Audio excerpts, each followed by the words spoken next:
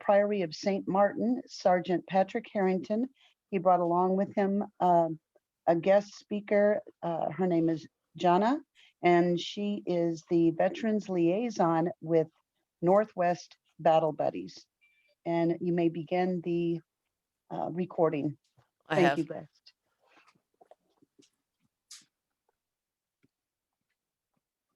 You're Patrick. We're good. All right. Okay. I'm Sergeant Patrick Harrington with the Knights Templars, and I'm really happy to be here. I was asked by Ruby to maybe put something together one day. She invited me for that, and what I have learned in my life when asked, and you can, then you should, share. And today I can come up with lots of reasons to be thankful, but one of them is to be able to do this. This is not necessarily charity, but something I'm involved with quite a bit with veterans. I have to tell you that I am not a combat veteran. I am a veteran. I did have one life-threatening situation in the military in the United States. Well, actually a couple, but one involved weapons and many people, and it was a racially provided event for me that I didn't know at the time that I would have 40 some years later a problem with. Evidently I had that problem all of my life, which is hypervigilance, and one reason I've gotten involved in this. Now I want to tell you that a little bit when I grew up, I was born in Indianapolis, Indiana, and we were a very poor family. At the age of 4, I was put in an orphanage, kind of abandoned, with a couple of sisters. And I have to believe that some of the PTSD that I have came from there as well, because I was abused while I was there. It's been a long time ago. I didn't even remember it until we started digging back into that. So I have a therapist that tells me I have a chronic PTSD. PTSD does not go away on its own. You can pray it. I think God's got a special place in his heart for me for that, but he has not relieved me of any of these precursors or like that. I can tell you I was in Fort Knox, Kentucky when I was 19 years old. I got drafted. Just before I went to the military, I went to my best friend's funeral. They got killed in Vietnam. His name is Danny Finkboner. You'll see his name on a vest that I have. I think I've got it on this vest for my dog. So my deal is that actually when I got out of the military, I decided that I wasn't going to allow any destruction of me or any of my property. So I had actually in the military started carrying a gun. It was a pellet gun. And I used to travel and hitchhike back and forth to Indiana to Fort Knox, Kentucky. I will tell you that when I was in Fort Knox, Kentucky, I had a mission. It was to guard the gold. Well, I don't really remember that, but I do remember them telling us that we could not tell anybody what routes we took and what we did, and this and that for several nights. So that was one little claim to fame. I did guard the gold. I don't know if it's there. I never saw it. So you can just use your own imagination for that. But when I got out, I started a whole nother life. I got honorably discharged. I was left in Fort Knox, Kentucky for 2 years, waiting a trial that never came, not for me, but for the other people that perpetrated my space around all that and put guns in my head. And it was a frightful time. But when I got out, I bought a real gun, and I became notorious for taking care of business and myself. I became somewhat of an outlaw early. I was groomed for it somewhat through my life, through my father's businesses. But I didn't know. I just, I think actually evil and Satan started really working on me in those days. And I ended up, a lot of situations in Miami, Florida, in Albuquerque, New Mexico, where I then became a pretty much a criminal secret. You're only as sick as you are secret, and I was a big secret. anyway, without revealing much more of all that, that was a whole nother lifetime ago. And now I've been sober 34 years. It's 365 days a year for 34 years. When I got sober, after all the mess that I was in most of my life, it was a big awakening, and God did step in. God does for me what I can't do for myself, and that is I'm an alcoholic, I'm a drug addict. I don't use any of those things. But just like we say with spiritual warfare, that guy's standing outside that door doing push-ups waiting for me. And I have deprived, let's say, Satan of that due for this long. And I never really thought of Satan too much because I believed in God and he would protect me. And it takes that. I can tell you that I was a fairly strong man, fearless, gotten lots of physical confrontations, much combat after the military in lots of different ways, but I never let anybody touch me. I always had to get the upper hand. And I think that God protected me through a lot of that. I am very grateful to be a Knights Templar. I've been a Knights Templar. I'm a sergeant. Got promoted in October to sergeant. I was very happy. I finally have found a group that I wanted to be involved with. I asked actually the Knights of Columbus, and they said, "Well, you've been married, divorced," and they just didn't seem like they wanted to play very nice with me. So I said, "Well, I'm already looking into the Knights Templars," and I talked to the prior, and he says, "Well, welcome to the Knights Templars." I felt like it was a great thing that I would start.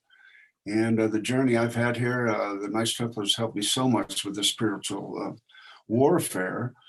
As a person, I can't fight Satan. I have to have God on duty to help me with that.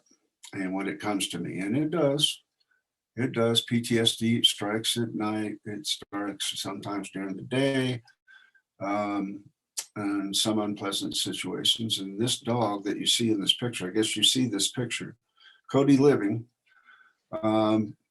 helps me daily. I could not believe how much he was going to help my life. And there's a lady sitting in here that can probably tell you a little more about that. But she actually asked me after I got this dog if I would do this magazine. And I said, well, they're asking me if I can serve that way, if it'll help one veteran, it'll help one person.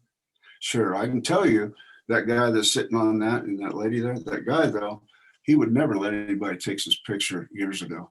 You wouldn't find pictures of me anywhere. I was a spooky guy. I was very private, didn't get out and around.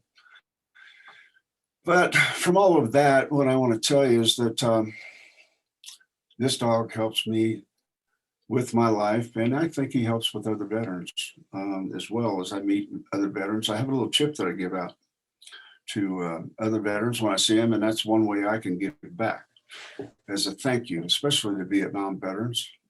They never got thanked like I did.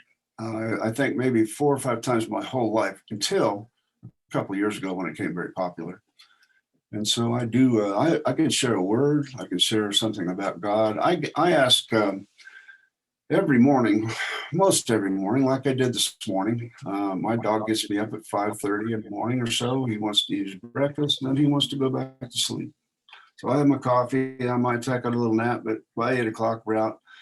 He's got to chase the ball and do his business, And while I'm out there, I'm hoping the wind will blow just a little bit, not a lot. Cody's got a lot of wind.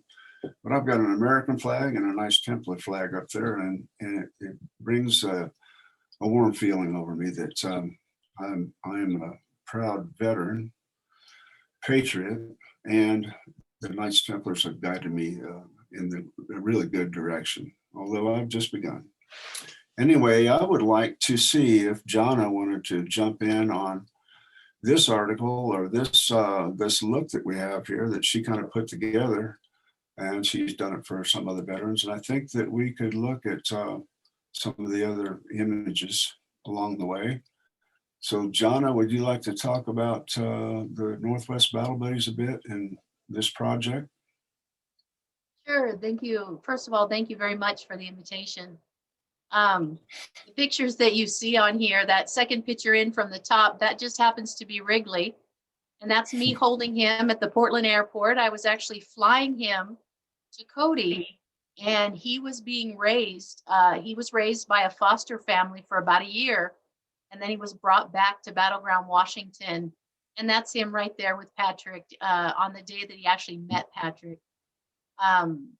Wrigley was kind of a little bit of a celebrity in Billings, Montana. When I flew into Billings, Montana, I had met a producer at the in Portland as I was waiting with the puppy, and they called the Color 8 News in Billings, Montana, and actually had a reporter there because they heard that the foster family was going to meet me at the airport, and it was just really a heartwarming story about how these little puppies can serve our American heroes and serve our veterans. My story, just a little bit, I was a Marine for 4 years in the Marine Corps, and I met my husband actually in the Marine Corps. He was in the room right above me, praise God.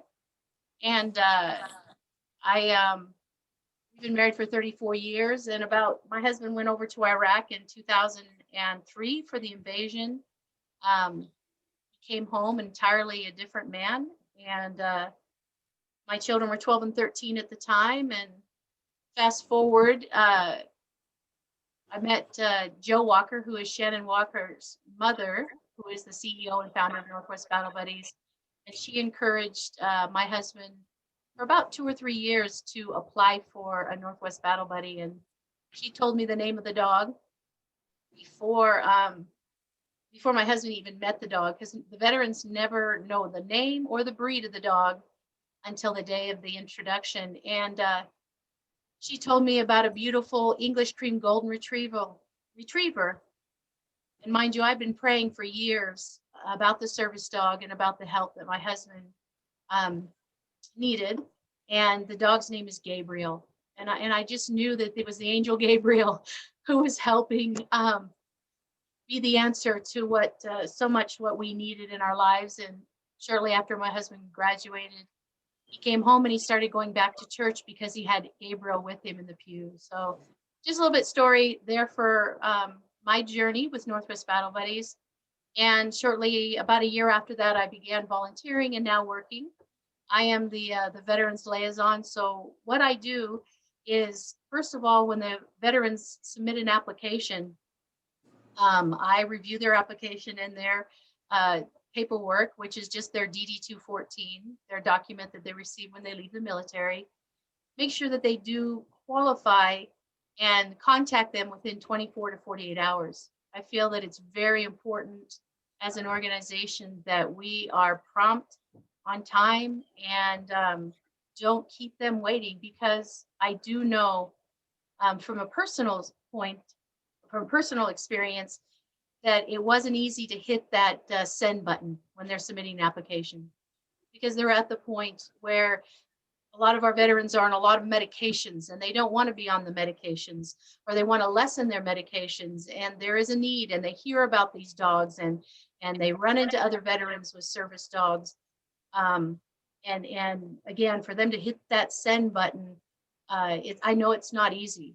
And so what I try to be for them is that first line of hope, that first line of acknowledging that, hey, I know it wasn't easy to submit this application, number one, and this is who we are, and this is what we're about, and we're going to gift you this $25,000 dog for free.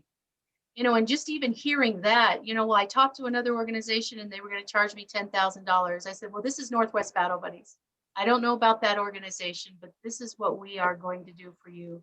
We're going to gift you with a professionally trained service dog and train you to become a dog handler. Not just gift you a dog and have you walk away and the dogs can do fantastic things without training the veteran, but for them to actually be a dog handler. The next slide. So these are some of our teams. This is the vest down there at the bottom. Second picture over is actually Wrigley's vest. And I love it that he had the Knights Templar cross, I believe, ordered before he even left training at Northwest Battle Buddies. our vest, if you can see up in the upper hand, left-hand corner, are an American flag. And Patrick does use that as well. But Patrick wears his heart on his sleeve and his cross and is proud to be one of our American heroes, to be a veteran.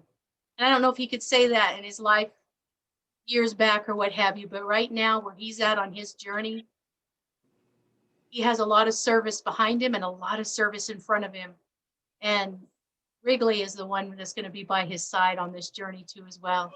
God first and Wrigley. And we're just so proud to have him in one of our 145 teams. We've gifted, again, 145 dogs, service dogs. And there was a question earlier, and I kind of wanted just a little bit to explain.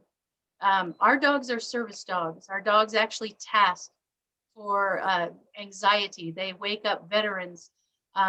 They can indicate on adrenaline. And so a lot of times with service dogs, they want to know what kind of tasks the dog performs. Our dogs are considered medical alert dogs, because when the anxiety begins to rise up, the dogs can indicate and sense, smell that there is an adrenaline rise, a rise in adrenaline. The petting of the dog is actually what produces an oxytocin, a hormone in the brain that actually eases and relaxes. And it stimulates this social bonding between the veteran and the dog. Just amazing science as far as the brain is concerned and what these dogs actually do. Yeah, so just a little bit there. I wanted to say something about these people that are on this page. This black gentleman right up here, he's got a chocolate lab. His name is it, tell me, JT or? DL. DL. Yeah. That's all right. Now, I put his picture in there because he wasn't part of my class, but he was there to guide us through, help guide us through, just as an observer. And then he gave me lots of instruction. This guy, from what I heard and found out, he don't talk to many people. He's by himself. He's like, leery and has hypervigilance like I did, but I enjoyed asking him for help because he loved to help me. And I could see that glow on his face, yeah, I'll help you. But otherwise, he was just kind of stand back, and I loved him for that. And I'm sorry I didn't get to see him before I left at our graduation. Now the puppy picture, wow. But the picture next to that is the first day that I saw Wrigley. Now Wrigley came out and jumped almost in my lap, and they let him do that first time. Now, we don't get to do that all the time, but he was up there looking in. I'm like, I just, just chilled. The next gentleman, I don't know him, but he is a Vietnam vet, and I thought it important to show his picture. But the other gentleman, and I'm really bad with names. Johnny, do you remember what his name is? How about Steve? Yeah, I know the Steve. Yep. Steve, he's a Christian boy and man, has a great family, and he's a bit soft with that dog, but he stepped up. He loves that dog.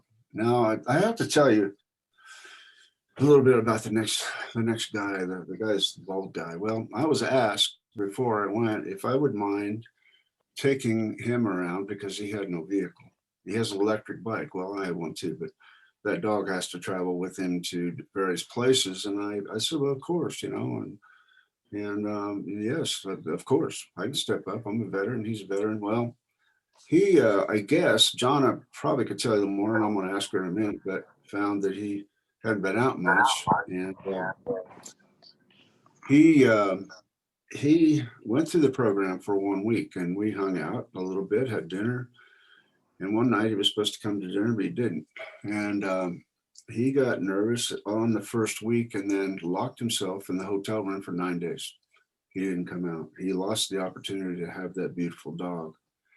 And I was so disheartened. It really hurt everyone in the class, especially Shannon Walker. She had really high hopes. I know Jonna really felt like he needed to be there. Do you want to say something about him, John?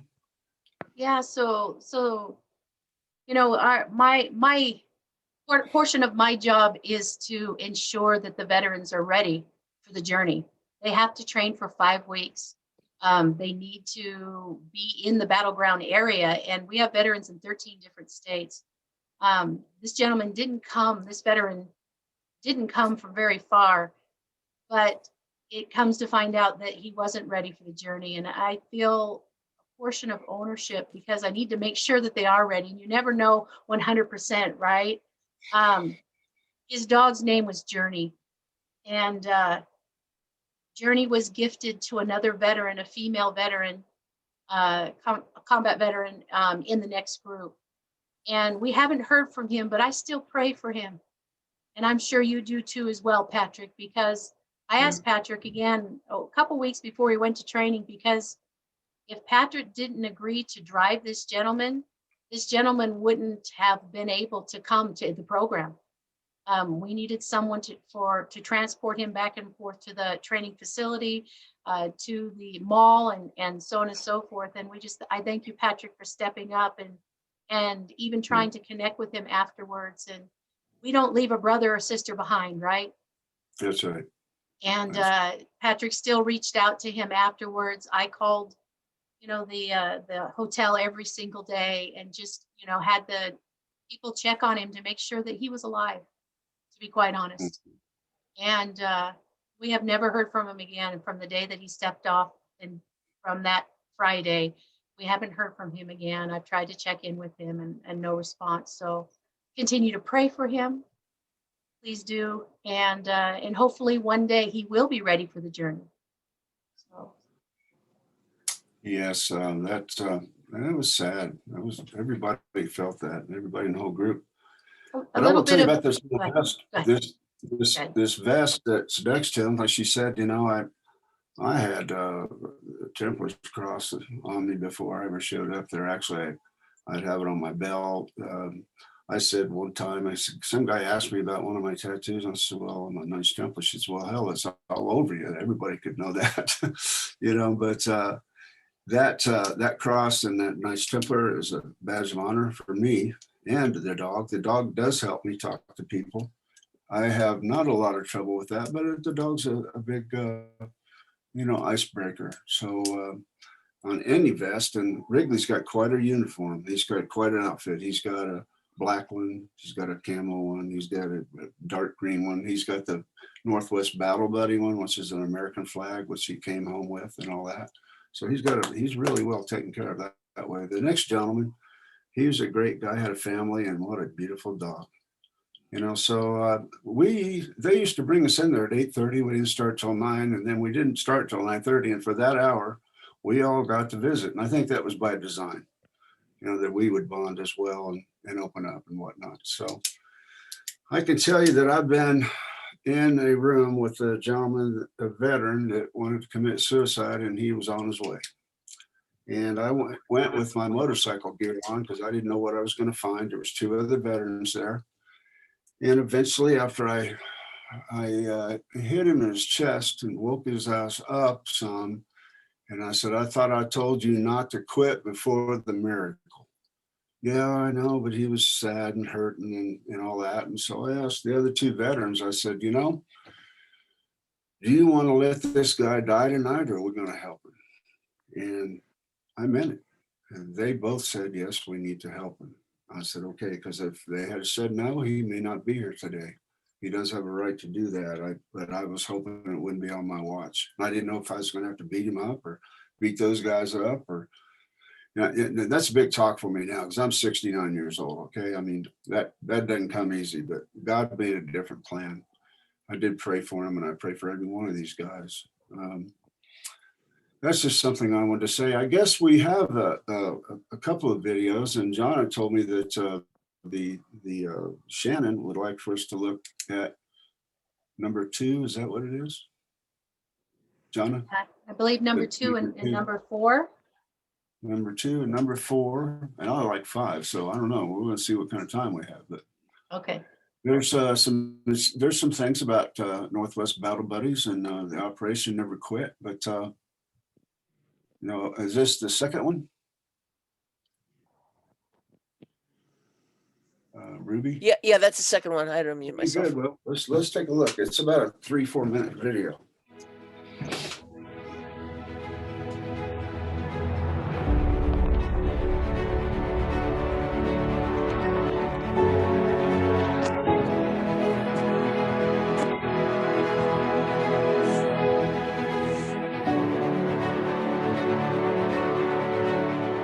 We went out on a rescue mission.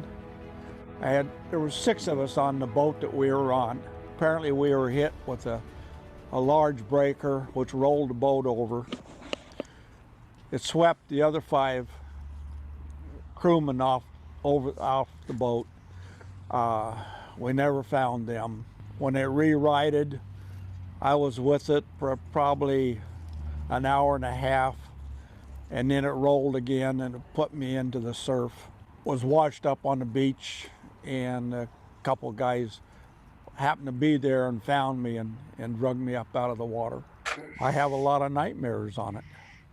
Hearing somebody out in the water yelling for help and you can't help them.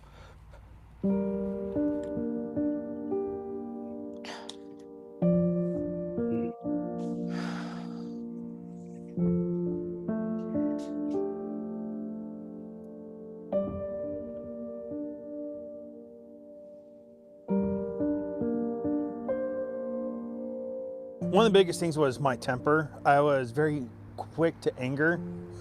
Just the slightest things I found would just spark me off. I think that what really did it was one night that there was just something flying overhead. And I'm not one to I was always taught you never lay your hands on a woman. That's just how I was taught. But one night I ended up tackling my wife to the ground and I found myself on top of her. It was that realization going, okay, this is not right. And the look and fear that I saw in her eyes really hurt me inside.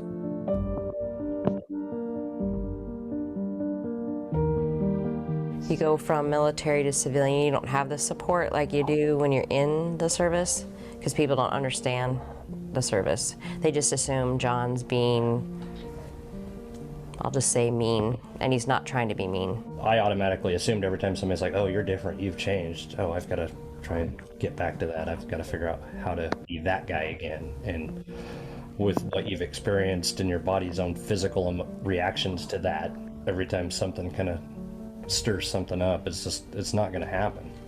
I got back from Afghanistan and I pretty much, when I was over there after we lost our Mustang 2-2 crew, I pretty much quit flying. I just did my own thing and walked away. So I thought it was going to be easier than having to deal with it. So, you just try to get as far away from those kind of, everything that reminds you of everything. So I went to therapy for about 6 months, and then I didn't like it very much. And the doctor must have realized it, and he's like, hey, what's going on? And he knows it. And so he asked me some questions, and I came out and I told him I was going to commit suicide. So I wrote a letter in my pocket that I carried around, and I was going to do it. And I was going to end my life.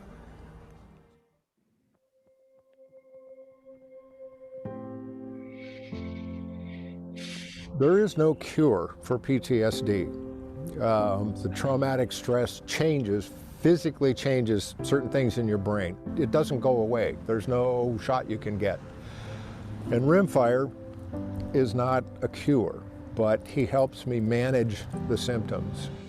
I feel more normal most of the time, but a lot of that comes from having my wife understand me a little bit better and rimfire with me 100% of the time. Yeah, he's my world. It's speechless what this program's done and what they've done for me and my family. It's changed my world. So it's awesome. He helps me get over it. He knows when I'm having problems.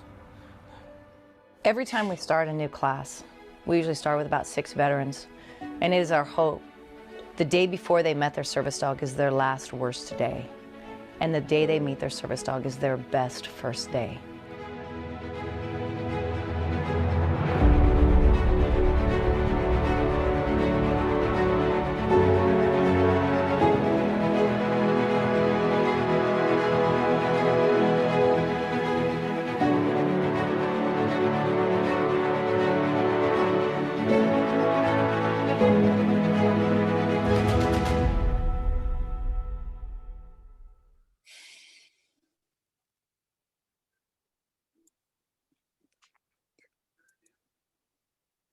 And you sit number 4?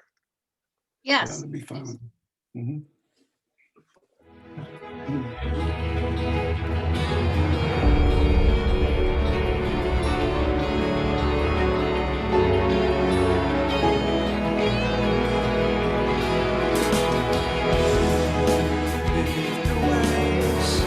I think there's some other music playing.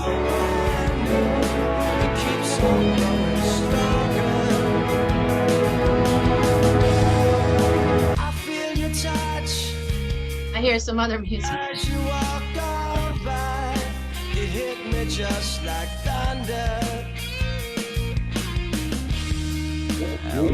Somebody needs to turn the microphone to mute.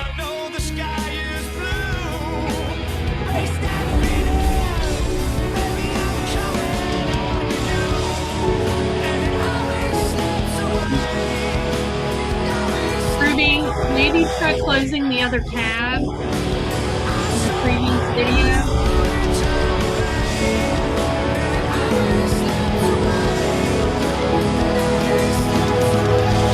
Yeah, the other.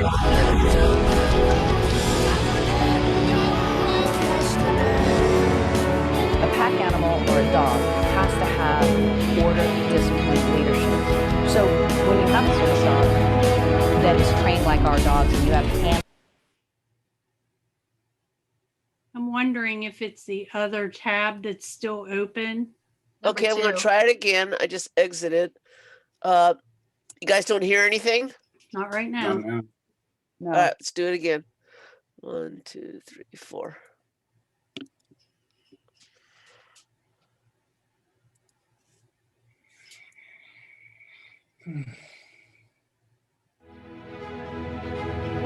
Perfect.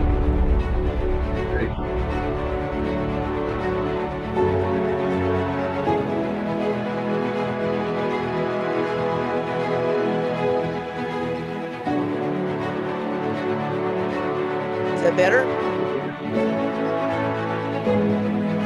Yes.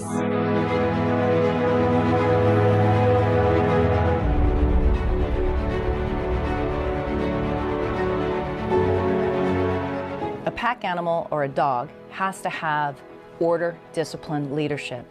So when you have a service dog that is trained like our dogs and you have handlers that are professionally trained like our veterans become handlers, that relationship facilitates all of the instinct of the dog to take care of them and serve them and respond and be aware of panic attacks. When the veteran is in a night terror and they're having distress, it is the instinct of the pack animal and the dog that will wake them up and look at them to reassure them, you're okay, you're okay. That's This is Rimfire. He is the best dog ever. When I first met Rimfire, I was sitting in the office at Northwest Battle Buddies on the bench, and somebody opened the door, and here he came, and I said, wow. And he came right over to me, and we started making friends instantly. I don't know how I managed not to cry. It was a big moment. Shannon Walker is an artist in understanding and working with and training a dog, and in training a handler to work a dog successfully. One of the things that separates Northwest Battle Buddies from all other service dog organizations is the amount of hours and months that we spend training our dogs and our handlers to be able to navigate life with excellence. We train in the malls, we train in the airports, we train in churches, we train in grocery stores, we train in movie theaters and restaurants, public transportation, anywhere that our veterans may need to go with their service dog. When we train in the malls, we look for specific instances of crowds. We also train going on the escalators and off the escalators, making sure that as they encounter the public, that our dogs are always welcome no matter where they go. When we train on the stairs, we also want to make sure that that dog is controlled, especially if you have public coming down, even with small children, that those dogs are moved out of the way as they ascend or descend on the stairs. One thing that's really important is our dogs are social and that it is proven, especially when we allow children to come up and love and pet on our dogs. Often our training includes things that we take for granted that we do so easily, like public transportation and airports or airport security. The anxiety can be very, very high, and they learn to rely on their service dog and learn how to navigate life. When we go to the church, it is an excellent place to go because of the people, the crowds, the sound, and the lights, and it is an excellent temperament test for our dogs. Often when we're training in the restaurants, we can have 5 or 6 dogs under the tables, but because they are so well-mannered and out of sight, people didn't even realize our dogs were there until we get up and leave. One of the skills we teach is very important is that the dogs ignore all food or items on the floor, not only for their safety, but for the etiquette when they are in restaurants, that they will ignore food even if it's dropped right in front of them. When we go to the grocery store, we want to make sure that our dogs are right at their handler's side, behind that cart, not air scenting throughout the store and not a hindrance to the public.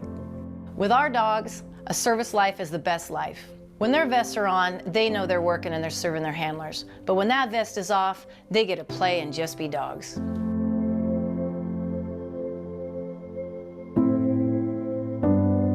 She knows me better than I know myself. She knows when I'm sick. She knows what my mood is. New Year's Eve, when the clock struck midnight, I was in a deep sleep. Fireworks went off. I found myself over in the Middle East. What does she do? She gets on the bed and gets right on me. She basically pulls my attention onto her. The first thing I noticed was just like getting me out of my comfort zone. He helped me like get myself out there in the first place, and then it starts to become easier. He wants to go out and he wants to do stuff, and so it kind of motivates me like, all right, I'll go to Walmart and go get the dinner for tonight or whatever because I need to get Onyx out too, you know? When we started our training down here, I couldn't do elevators. I couldn't do an enclosed place. And Haas helped me, and Northwest Battle Buddies got me through it. With Haas, I can do elevators now. He's next to me wherever I go. If I'm sitting there at the house and I get upset about something, he'll come up and take his nose and start smacking me underneath my arm to get, okay, it's time to straighten up. First day in, they introduce you, and so he came in and he just jumped on my lap, and he had a smile on his face, and it was good. It was probably, I don't know, the 3rd weekend here. I got to take him over an overnight, and he came up as having a nightmare, and he came up and licked me in the face and woke me up in the middle of the night. So for the most part, I'm not a recluse. I don't stay at home anymore. I go out. So I'm able to do things more than I used to do. So the day I met Cadence, I was actually having a really bad anxiety that day. And they brought her in and she immediately went in my lap. I just felt complete at ease then at that time. I just knew from that day that my life was changed. I sleep now. I can go in crowds. I can enjoy time with my daughter out. Like, we're planning a trip to Disney World in the fall. And I know I wouldn't be able to do it without Cadence with me. There's no way. He helps me to put my shoulders back and to put my head up and to just feel that I'm capable of way more because he believes in me and he depends on me. And when he believes in me, that just gives me the faith and the courage to say, you got this, girl, you can do this. He needs you.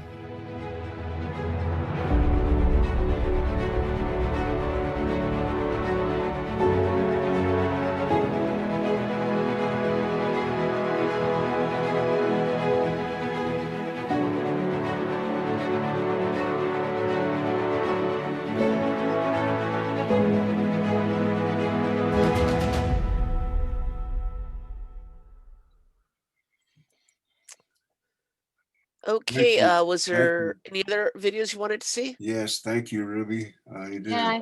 wonderful. I want to You know, every time I talk about these things in any kind of group, I feel very vulnerable, and I have a little bit of that now, but that's not you guys' deal, that's mine.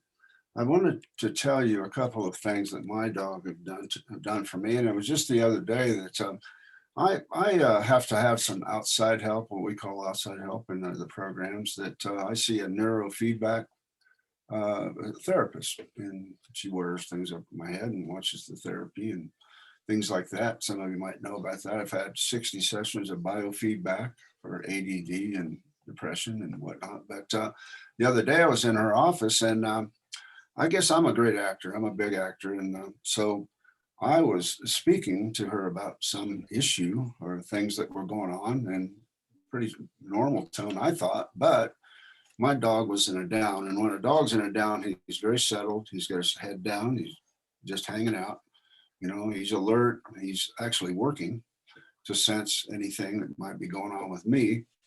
And that dog, while I was speaking, jumped up, stood right up, and looked at me with those black eyes of his. And I knew that he was a tattletale. I have a tattletale in my house because he will tell me every time when I get a little spun up, even if I'm acting, that I'm okay, you know.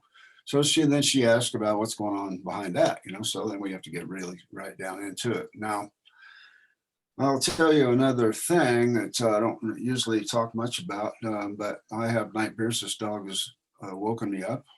I've lately, not real lately, but I've thrown things across the room, pillows and different objects. I wear CPAP and I'll rip it off. And I didn't have those kind of problems before I started with the VA, but evidently opened up a Pandora's box of some issues that I need to work on. That I do have one recurring nightmare that I'm running out of a barracks away from about 16 black guys, and I have a gun, and I run fast enough and get away and slide under a bush, but I drop my gun. And just before they get there, I reach for my gun and I shoot myself in the head. Now, that is pretty terrifying to me because I never want that to happen. I have a guardian angel that takes very good care of me during the day and night. That is just a reoccurring, I don't very often bring that up, but I felt like I needed to share that tonight. And I'm hoping for those to subside. The Wrigley certainly helps. This dog, I could never imagine what he was really going to do for me. I was told that this is a whole nother different situation I've ever, and Jonna probably can tell you a little more about that. I don't know why this Jonna woman over here introduced me to this dog thing, and maybe she could tell you a little better. She said she saw something in me that she thought I might need a dog like this, and I'd actually met her before that. But maybe you want to say something about that, Jonna. I don't know. Yeah. So I have a nonprofit called Families on the Front Lines. And I started it when my husband was over in Iraq. And, you know, everything on the news, CNN, everything was live on the front lines during that time. And I looked up one time and I saw my husband's unit in a firefight. And I thought, you know, families, we are here and we're on the front line as well. There for our veterans when they come home, and then also too, you know, when they are abroad. So we support I have several programs under my nonprofit. We have a WOW support group, which is Wives of Warriors. We're very proud that our husbands have served our nation. They gave an oath to swear to defend the Constitution against enemies, both foreign and domestic, so help them God. And that brings that pride and proud of what they have done for our nation. So I also have something called the Honor Quilts, and Patrick was nominated for an honor quilt. The quilts are made by 2 quilting guilds and many prayers by 2 Christian organizations, and many prayers go into these quilts. And so Patrick was nominated. I brought the quilt over and with 2 other ladies, I believe there was 3 of us ladies, and to present him with the quilt in his home. And as I was there, the Holy Spirit is always, you know, trying to talk and guide and lead. And sometimes I don't speak. I'll be very quiet about, you know, okay, is it the right time now? And, you know, I can feel the Spirit moving. And I mentioned a couple things to Patrick while we were there. and just planted those seeds, just like all seeds need to be planted. And Patrick and I did speak on the phone. I presented him with the quilt. It's, you know, on behalf of a grateful nation, thank you for your service. And it's an honor to do that for my fellow veterans. So shortly after Patrick, I believe the seed was planted. I know it was. And Patrick started thinking about it. And a few weeks later, he called me and we had some real in-depth conversations. And, you know, you become vulnerable when you have to be.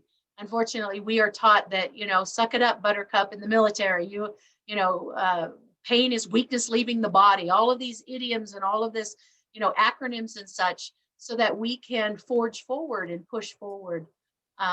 So coming to that point of recognizing that we need something else or beyond, and Patrick was coming to that realization that, what is this dog thing? You know, that's what he was, what is this dog thing? You know, and he had other dogs in the home.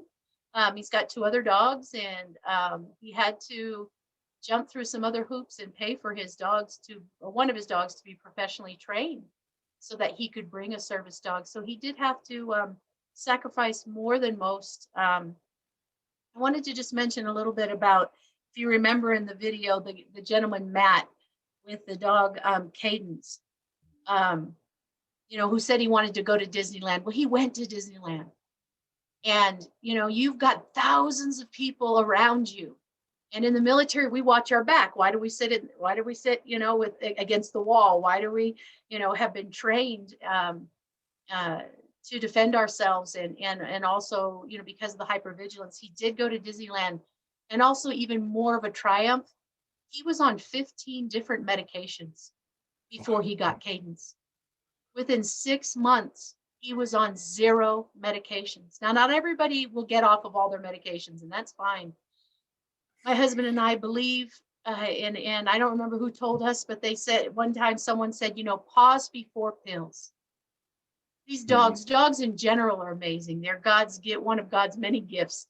Created all those animals first, right? You know, he created all the animals to be with Adam and Eve. And I just, you know, I just, each of those stories there with Haas and with the gentleman, Phil, with the German Shepherd.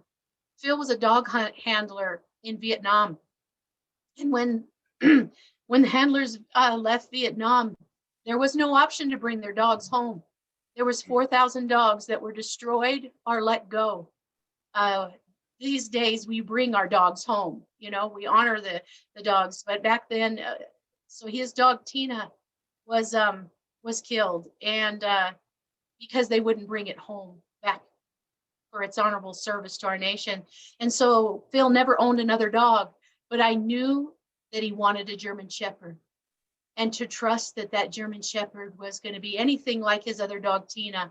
And for Shannon, like I said, she is an artist. You hear Phil just say it perfectly. So much thought goes into which dog goes with which veteran. And, you know, about day 2 or 3, Patrick started, you know, he's kind of thinking about and talking to God and saying, well, is this the right dog for me? And, you know, and this is day 3. It's not like instant, you know, and that ADD brain, right, brother?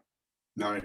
So, you know, he started questioning, and I want you to tell, if you will, about when God showed you that was the right dog for you. You know, I gotta say real quickly that she's right. I'm not trusting the people or much of anything. I figured I was in the right place. I didn't know if it was the right dog, but I can tell you that about 3 days into it, I was in training in their office, and I just told her that she shouldn't probably look him in the eyes, but he looked up at me, and I saw his soul, and I saw God in there, and I went, oh no, this is it. Now, when the first time he ever went back with me, because we have overnights, he cemented that pretty well. I said that I told Jonna that night, I will fight for this dog right now. I mean, I don't really have that dog yet, but I will fight for this dog. If I don't graduate, I'm running away with this dog. I'm taking the dog. You know? Anyway, I sure thank you, John, for what you've said and all that. I think that what I'd like to do is ask anybody that has any questions. I know we're running in an hour or so now, but does anybody have any questions for John or Todd? I had something I wanted to say. One is that when you have a canine soldier with you and actually I was one that actually contributed to signing petitions against what they were doing with those dogs, because this dog has been their companion and their soldier and saved their lives multiple times. And, you know, not just once, but multiple times. And then they aren't allowed to bring them home. And that was just horrific. So I'm grateful that that's changed. And I'm really grateful that for Phil, you said, Jonna, yes, that he was able to get a shepherd because of that. Absolutely. The other thing is, we have a dear friend, Dorothy Benson, that we've known for over 20 years that you probably know. I know her very well. I love her. She's one of my great friends. Absolutely precious. And so she enlightened us a little bit. And, you know, people think, well, what are they doing up there? Just breeding litters of dogs and then they just raise them all up. And it's like, no, they actually select what dog out of a litter would actually make a companion dog by the temperament and everything about that specific. And there might be a litter where there's none, and there could be a litter where maybe there's two, but it's a very select, you know, service. Am I correct in that? Absolutely. And actually, Rimfire is one of Dorothy's dogs. We thought so. Yeah, we looked. I said that's Dorothy. And so is Onyx. So the other young man with the beanie cap on, Onyx is one of her dogs too as well. Oh, nice. Well, they're so good about making sure that the dogs come from healthy lines and all of that. We just love them. And the other thing too is that the dogs, they don't just say, okay, we'll give this guy this dog, this guy this dog. It's not like they're in a list and they just parent. They actually, from what I understood from Dorothy, select a dog that they feel will match the personality of the soldier that they're getting paired with. Absolutely. Yeah, that and their home life. If they're, that's all the information gathering that I do with the veteran as we have conversations, as we bond, as we get closer. Some of them may have jobs. So, you know, we've got to have a certain dog that will be good in a job. If there are 5 children at home, I had a veteran apply today, he has 8 children. You know, if they are traveling, all of this information gathering and this bonding and conversation that they have with me is what I present to the trainers. And then the trainers through that and through that first interview, they decide which dog through all the information that I provide and their personal statement, which is really not easy to write. You know, what you're asking me to write something personal about myself, number one, but about, you know, what is life like now? And what do you feel life would be like with a service dog? So, you know, they may want to go running, they may want to hike, go camping, traveling abroad. We have one of our shepherds and handlers who lives in Scotland now, you know, so all of this stuff goes, a lot goes into as we get closer and closer to the time where our teams are going to begin training. Our training now is for 5 weeks instead of 6, because we have more master trainers now. And also we used to train 4 to 6 veterans, and now we're training 10. So I'm preparing 10 veterans right now. And I will tell you, that day that I call them and tell them that they are going to go to training, I just feel like Santa Claus. It just, the joy that really, you know, and, you know, all of that, wow, I'm actually have a date. And I live in Cody, Wyoming, and I fly out to Battleground, and I'm there for their introductions. And that to me is, I wouldn't miss it. I wouldn't miss it, because all we've known is over the phone and paperwork and conversations, and sometimes conversations at 2 o'clock in the morning. And then all of a sudden they walk in that door of that office and I'm like, hi, I'm Jonna. And they're like, oh, you know, and it was just like this big wow. That we actually get to meet in person. And then that next day is when they meet their dogs. And, you know, Wrigley was one from one of our breedings, but we also adopt dogs, and we take surrendered dogs that families may get, that Christmas chocolate lab, like the gentleman DL. His dog Atlas actually lived here in Cody, Wyoming, and the folks got the dog. It was about a year old. They weren't doing anything with it. And they called me one day and asked if they could donate their lab. And I spoke to Shannon. She said yes. And I jumped in a car and drove him out there to Battleground, Washington, just about 14-hour drive, just a short jaunt. But, Atlas is now with DL. And it worked out. Yeah, he loves that dog. It's so great. It worked out. Well, I also noticed that you brought up Project 22. Yes. We've been involved with Project 22. It's a very wonderful realization for people to be aware of. Our last notice on that was that because of it, that the death rates had gone from 22 a day to 19. Is that still correct?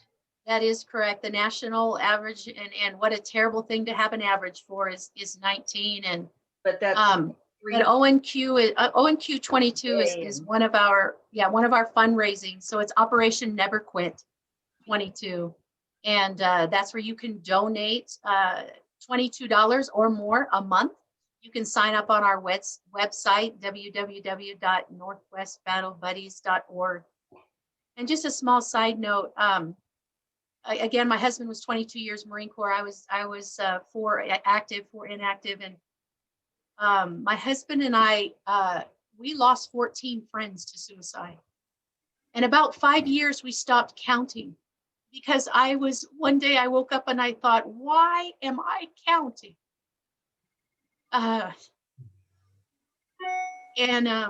This was prior to my husband getting Gabriel, and I was in mourning of the loss of my husband, of the man that was before. And I woke up one day and God clearly said to me, he has an arm to touch. And that was the movement that I needed to move into acceptance that my husband's alive. He's here. There's got to be more. And that's when he started searching for a service dog, started encouraging him to get a service dog, and he got the Angel Gabriel. So thank you so much for all you guys do and all your commitment and time investment and dedication. And Patrick, what a wonderful and heartfelt share that you gave us tonight. Just really opened yourself up vulnerable. And, we just love you as a person. We love you as a brother. We're so grateful you are where you are. And, just a real pleasure to know you. No matter what your past has been, it's your present that matters to us, and we're here for you if you ever need us either. You know that. And anyway, thank you all so much. Does anybody have any dog stories or questions or answers or anything like that they want to say? I see there's still quite a few in there. We lost a few. If not, I think we can wrap this up. I do want to say something about all this. I know there's veterans out there that are hurting. I was one of them. God does for me what I can't do for myself. God is in charge, and I want to thank God for putting all this together, and it's gone as well as it could go. I do want to tell you, because I tell all my veteran friends this and some other people, just don't quit before the miracle. There is a miracle. I have been called a miracle, and I kind of understand that. Not many guys like me got to live. I did, and now I'm working on a whole different life. I have been for many, many years. But it seems that I'm just getting rolling here. So, with the Knights Templars, it really brought a lot out for my life, and the dogs, Northwest Battle Buddy. Wow, when Jonna called me, I put that paperwork in one day. The next morning she called me and says, well, you're in. I said, what? I could not believe it. I didn't think I was deserving. Like most veterans, they don't feel like they're deserving. And I think Jonna will tell you that they are. What is the waiting list now? It was a year out at one point. Where are you at now with the waiting list? Actually, we're at about 3 to 5 months right now. Wonderful.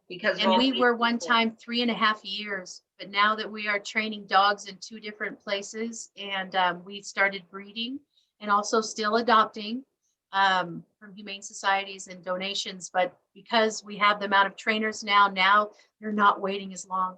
And that was one of the hardest things for me to do, was to say, well, it's 3-year wait, and then keep them so positive and try to keep them positive. And now it's like, can you get your documents in quickly? Because I'm assigning you. Patrick, how long did you wait after you had your? Oh, no time. I mean, you put me in the next group.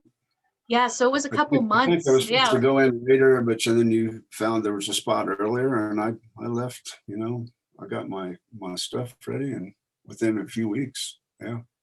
And it was really meant to be. I loved it that Wrigley was chosen for Patrick because his foster family is here, and they want to get together with him. It's kind of like adopting a child, you know. Those puppies are raised in homes, and they're loved, and they're allowed to get on the bed and on the couches and just be in their space, and then they go to their boot camp where they get their formal training.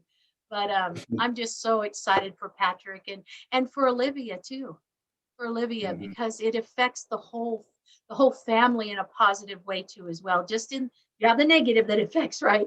But the positive of the dog, and that's why we choose the best dog. Shannon chooses the best dog for the whole picture, not just the veteran, but for the family and for work and for play too as well.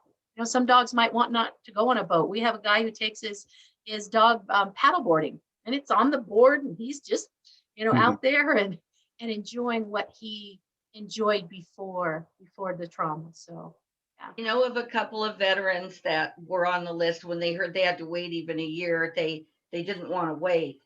And I have to say that, you know, they went ahead and just got a puppy, and I've seen good happiness with them because of the puppy, but there is not the satisfaction and the, what's the word for it? The bond and the connection. It's not the same.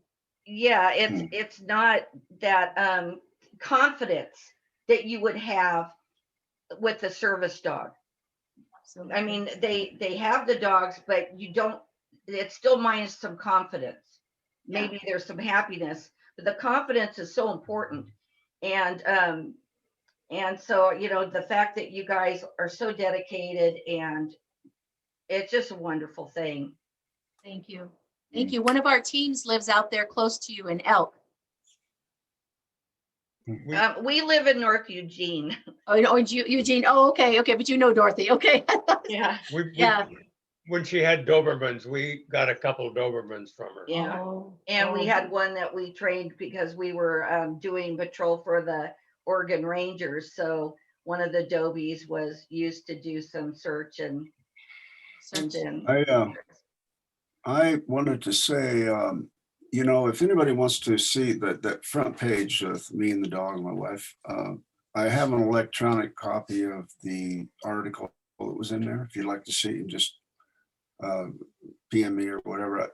I'm looking at a message here from Gary Revitt. Is that the name? I guess he had a hard time listening at all this, and I feel sorry for him, but I want to pray for him. This is hard for me. Sorry, I have to go. And I understand that. It's hard to talk about or hard to listen to. I think it's necessary, but I really appreciate everybody coming out, and I'm glad that I could be a part of it. God does amazing work through a lot of amazing people, and this room right here is full of them. You know, I took away a lot from each one of you, and I really cherish that in my life today. So thank you. We sure appreciate you coming, because, you know, both of you brought such a wonderful presentation. And I mean, it even got, you know, to me, it was very touching, and a couple of them made me even tear up. It was just, you know, dogs, a person just can't believe what they do. You know, I'm a veteran. I'm a veteran Air Force and veteran police officer, and I just got a rescue dog, you know, recently, and Buster is my best friend, and it's just amazing what they do. And your program is just wonderful, and I thank both of you for being our guests tonight. Thank you. Thank you for having me. Thank you, Patrick. You did an outstanding job. I did put my email address on there if anybody wants it, if you'd like Okay, to see great. the article and whatnot, or if you have any questions, anything I can talk to you about, anybody could use some help. I do have to say that I'm on my last question for the leadership and ministry, and if anybody's got anything that they can throw at me for how I can help the Knights Templars in any way, please PM me. Patrick and you, those that shared, this is a wonderful presentation. Really appreciate it a lot, and I appreciate the fact that you guys were very vulnerable, both about your PTSD and also about your situation with your husband coming back and not being the same person. There's a lot of vulnerability here, and just God bless you both, and thank you so much for sharing. Thank you. Thank you, Prior. Grand Prior. Thank you, I- Janelle. And Okay, I have if there's nothing else, I do have a quick announcement to make. I was asked to make this announcement from Provincial Commander Ainsworth. He is inviting anybody that wants to attend the St. Mark's meet and greet on this Saturday, the 30th. They're having it at Castle Otis in St. Augustine, Florida, a beautiful castle. It's going to be from 1 to 3 with dinner afterwards at Aunt Kate's restaurant, which is close by. And if you want any information or to RSVP, get a hold of Provincial Commander Ainsworth or Prior Mark Mora. And is there any prayer request at this time before we close in prayer? I just want to say one thing. I used to live in Santa Fe, New Mexico, in Albuquerque, and that church that they're going to have the investiture in is a very holy place. It is absolutely gorgeous, and they're going to have a great time being there.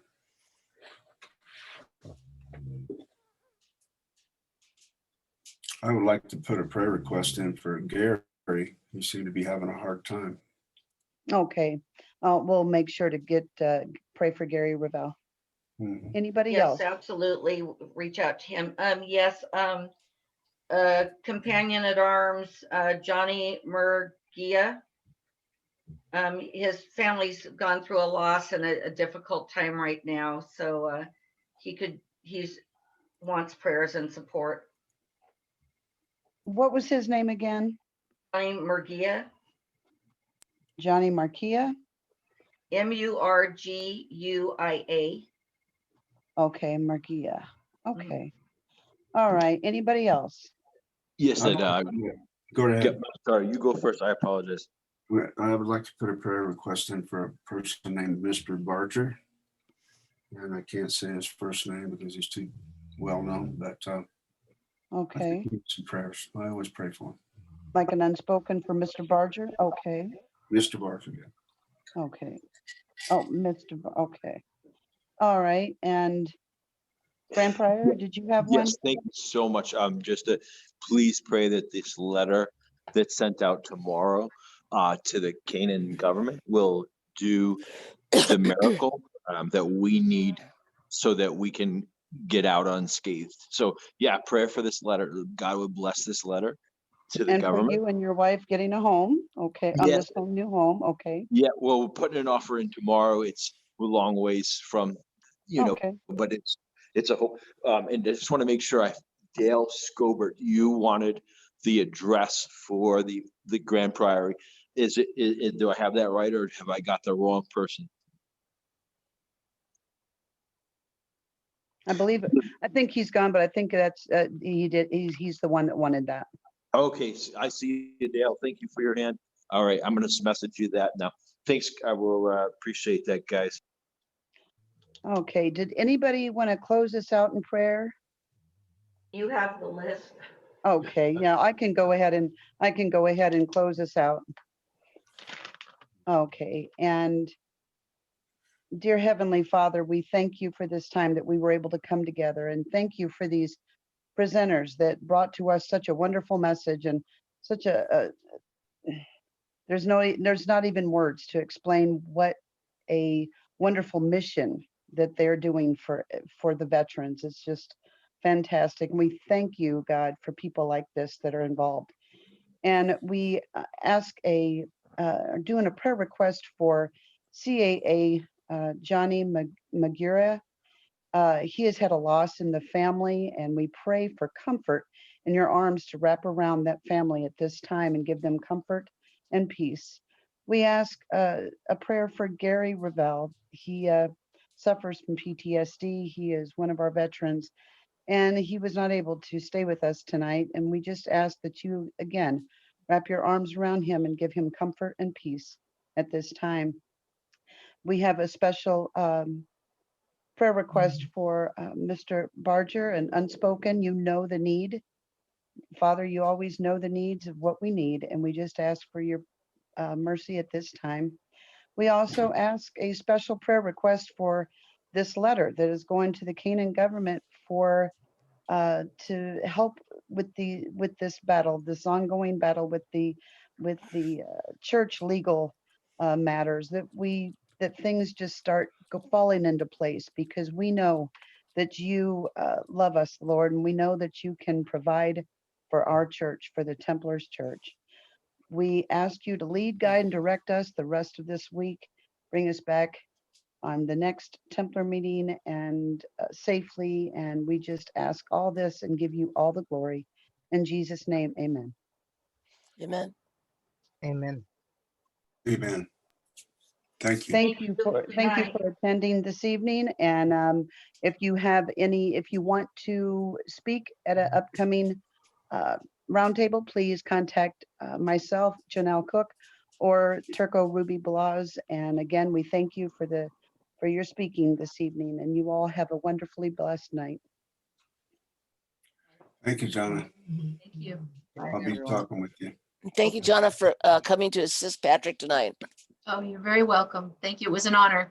Thank you. It was kind of hard for me to listen to it because Patrick knows about my father's past. And Yeah. No, I understand.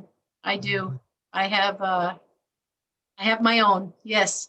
But I'm just thankful that God can use our wounds to heal too as well. And that he can use the broken, right, to continue his mission and his service, because we come alongside each other, because we well know pain. Yeah. I am just thankful that you invited me this evening, Patrick, and for you accepting me here in this roundtable. Thank you so much. Jonna, Ruby has donated. She's done real well with supporting us already.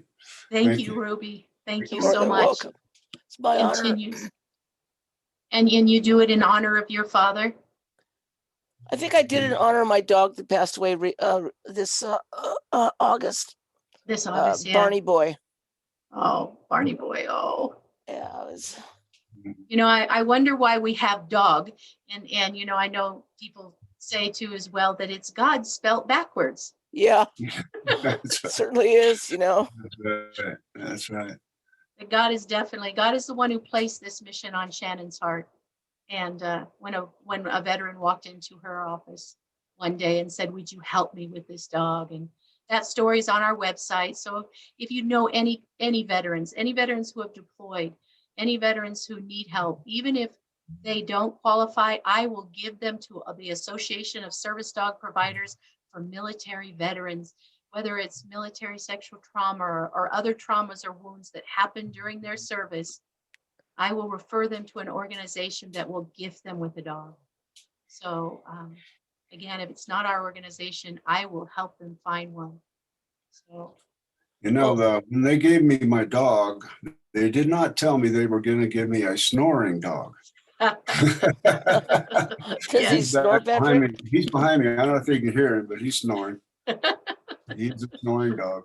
Janelle's dog snores. He's a tiny little guy, but I told Janelle, I go, "Is that your dog snoring?" Yeah, actually, if I just do this, you're going to hear it. Oh, I can hear it. He's a 30-pound. He's a full-grown Boston Terrier. He's 30 pounds. His name is Buster, and he snores up a storm. That's great. All right, Buster. Sleep well. Well, we want to thank everybody that came on from our group, especially. Thank you for coming and supporting us every week. We've made a lot of changes to the roundtable.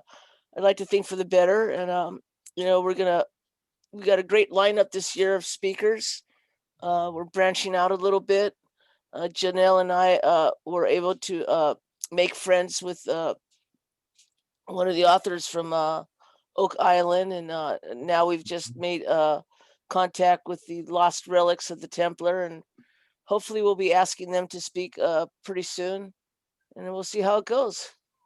If I could share just one more thing. Oh, real sure, quick. absolutely. I lived on the island of Malta for 2 years. My husband and I worked for the State Department, so it was such, I didn't even know where Malta was when we were signed. It's 12-mile island, and St. Paul shipwrecked there in 60 AD. It's the Acts of the Apostles, chapter 28.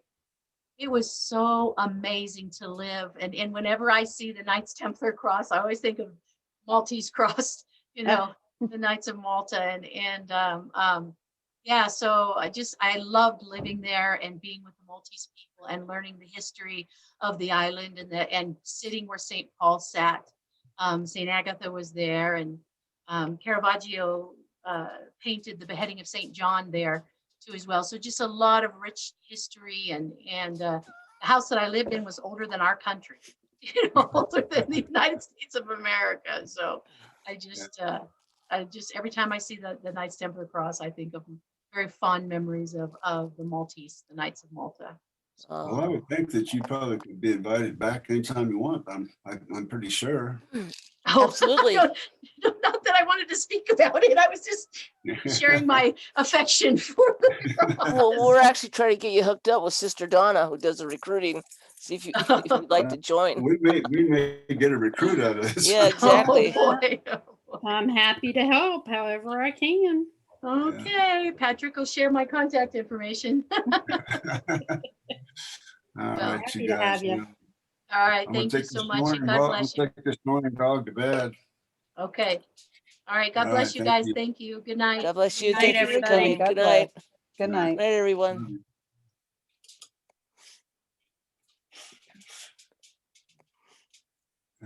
Well,